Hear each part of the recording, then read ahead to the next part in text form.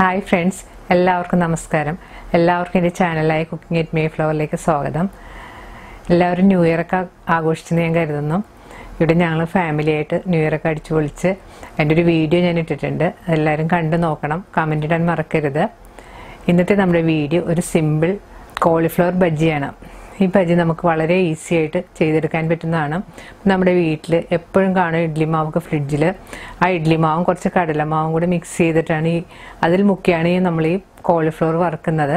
നമുക്ക് പെട്ടെന്ന് ഗസ്റ്റൊക്കെ വരുമ്പോഴും കുട്ടികൾക്കൊക്കെ ഉണ്ടാക്കി കൊടുക്കാനൊക്കെ വളരെ നല്ലതാണിത്. അപ്പോൾ എല്ലാവരും അത് ട്രൈ ചെയ്ത് നോക്കണം, കമൻ്റ് ഇടാൻ മറക്കരുത്.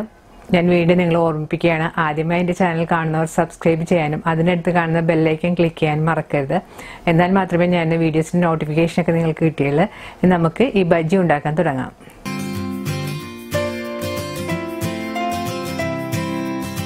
കോളിഫ്ലവർ ബജ്ജി ഉണ്ടാക്കാനായിട്ട് ഞാനിവിടെ എടുത്തിരിക്കുന്നത് 250 ഗ്രാം കോളിഫ്ലവർ ആണ്.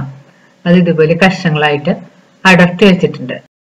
ഇനി നമുക്ക് കോളിഫ്ലവർ മുക്കിപ്പൊരിക്കാനുള്ള ബാറ്റർ ഉണ്ടാക്കാം. അതിനായിട്ടൊരു ബൗളിലേക്ക് 1 കപ്പ് ഇഡ്ഡലി മാവ് ഇട്ട് കൊടുക്കാം.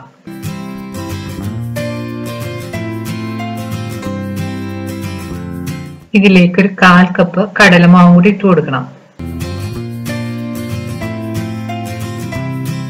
കടലമാവ് ഇട്ടതിന് ശേഷം സ്പൂൺ കൊണ്ട് നന്നായിട്ട് മിക്സ് ചെയ്ത് യോജിപ്പിക്കണം. ഇനി ഇതിലേക്ക് നമുക്ക് കുറച്ച് മുളക് പൊടി കൂടി ചേർത്ത് കൊടുക്കാം. മുളക് പൊടി ചേർക്കുന്നത് നിങ്ങളുടെ ആവശ്യത്തിനനുസരിച്ച് ചേർക്കാം. എരിവ് കൂടുതൽ വേണമെങ്കിൽ കൂടുതൽ ചേർക്കാം, കുറച്ച് മതിയെങ്കിൽ കുറച്ച് ചേർത്താൽ മതി. ഇനി ഇതിലേക്ക് കുറച്ച് കായപ്പൊടിയും കൂടി ചേർത്ത് കൊടുക്കാം. പൊടികൾ ചേർത്തതിന് ശേഷം നന്നായിട്ട് മിക്സ് ചെയ്ത് യോജിപ്പിക്കണം. ഇനി ഇതിലേക്ക് 1 ടീസ്പൂൺ എണ്ണയും കൂടി ചേർത്ത് കൊടുക്കാം. ആവശ്യത്തിന് ഉപ്പ് പൊടിയും കൂടി ചേർത്ത് കൊടുക്കണം. ഇനി നന്നായിട്ട് മിക്സ് ചെയ്ത് യോജിപ്പിക്കണം.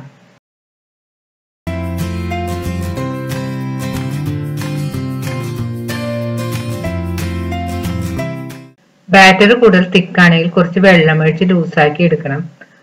കൂടുതൽ വെള്ളം പോലെ ആയി പോകാനും പാടില്ല. വെള്ളം കൂടിപ്പോയാലും മാവ് കോളിഫ്ലവറിൽ ശരിക്കും പിടിച്ചു കിട്ടില്ല. ഇപ്പോൾ നമ്മുടെ ബാറ്റർ നല്ല പാകത്തിൽ കലക്കി എടുത്തിട്ടുണ്ട്. ഇനി ഇത് നമുക്ക് മാറ്റി വെക്കാം. ഇനി നമുക്ക് ഈ കോളിഫ്ലവർ ഒന്ന് സ്റ്റീം ചെയ്തെടുക്കണം. ഇനി നമുക്ക് ഇതുപോലൊരു സ്റ്റീമറിലോ ഇഡ്ഡലി ചെമ്പിലോ കുറച്ച് വെള്ളം ചൂടാക്കാൻ വെക്കാം. അതിൻ്റെ പുറത്തേക്ക് അതിൻ്റെ തട്ട് വെച്ച് അതിലേക്ക് കോളിഫ്ലവർ ഇട്ട് കൊടുക്കണം. കോളിഫ്ലവർ സ്റ്റീമറിൽ വെച്ചതിന് ശേഷം സ്റ്റീമർ മൂടി കോളിഫ്ലവർ ഒന്ന് ചെറുതായിട്ട് സോഫ്റ്റ് ആയിട്ട് വരുന്നത് വരെ ആവി കയറ്റി എടുക്കണം. ഒരു പകുതി കുക്കായാൽ മതി. ആവി വന്നതിന് ശേഷം ഒരു മീഡിയം ഫ്ലെയിമിൽ വെച്ച് ഒരു 8 മിനിറ്റ് കഴിയുമ്പോഴത്തേക്ക് നമുക്ക് സ്റ്റീമർ ഓഫ് ചെയ്തിടാം. ഇനി നമുക്ക് സ്റ്റീമർ തുറന്ന് നോക്കാം. കോളിഫ്ലവർ നല്ല പാകത്തിന് സോഫ്റ്റ് ആയിട്ട് വന്നിട്ടുണ്ട്. കൂടുതൽ വെന്തൊന്നും പോയിട്ടില്ല. നമ്മൾ നേരത്തെ കലക്കി വെച്ച ബാറ്ററാണ്. കുറച്ച് തിക്കായിട്ടാണ് ഇരിക്കുന്നത്. ഞാൻ സ്വല്പം വെള്ളം ഒഴിച്ചു ലൂസാക്കി എടുക്കുന്നുണ്ട്.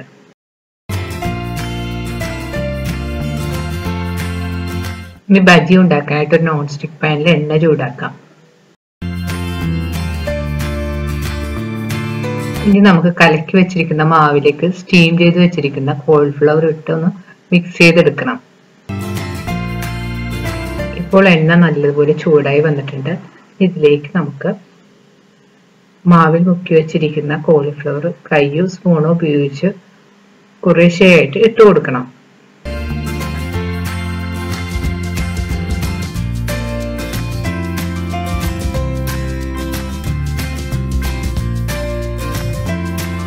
കോളിഫ്ലവർ എല്ലാം ഇട്ടതിന് ശേഷം ഒരു ലോ മീഡിയം ഫ്ലെയിമിൽ വെച്ച് വറുത്തെടുക്കണം.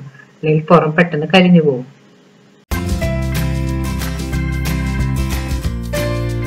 ഇപ്പോൾ കോളിഫ്ലവറിന്റെ ഒരു സൈഡ് നന്നായിട്ട് മൊരിഞ്ഞു വന്നിട്ടുണ്ട്. നമുക്കത് തിരിച്ചിടാം.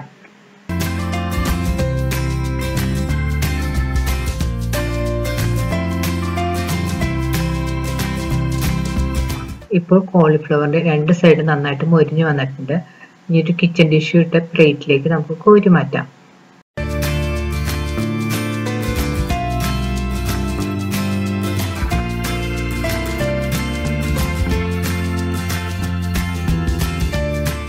ബാക്കിയുള്ള കോളിഫ്ലവറും നമുക്കിതുപോലെ ബജി ഉണ്ടാക്കി എടുക്കാം.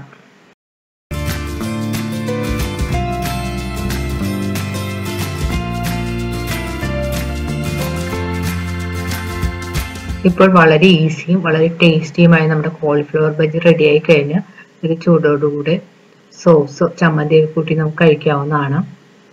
ഇത് വളരെ പെട്ടെന്ന് ഉണ്ടാക്കിയെടുക്കാൻ പറ്റുന്ന ഒരു 4 മണി പലഹാരമാണ്. നിങ്ങളിത് ട്രൈ ചെയ്ത് നോക്കണം. ഈ വീഡിയോ ഇഷ്ടപ്പെടുകയാണെങ്കിൽ ലൈക്കും ഷെയറും കമൻറ്റും ഒപ്പം സബ്സ്ക്രൈബ് ചെയ്യാനും മറക്കരുത്. വീണ്ടും പുതിയ റെസിപ്പിയുമായി നമുക്ക് കാണാം. Thank you.